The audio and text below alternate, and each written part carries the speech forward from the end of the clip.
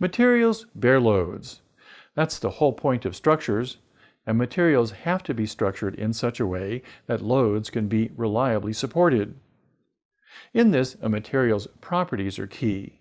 How strong it is, how elastic, how much energy can be stored, how it transmits forces, and so on. Living things also have to bear loads, and material properties matter here no less than they do for, say, a suspension bridge.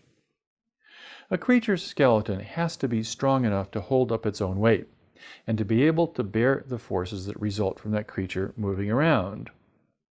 Matching material properties to structure is normally the role of an engineer. When living things build load-bearing structures, though, no engineer designs them, chooses the appropriate materials, and then builds them. The living things themselves do this. They are the engineers.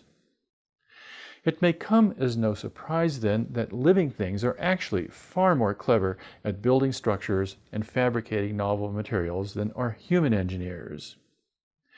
To understand how living things do this, we need to understand some basic concepts about material failure.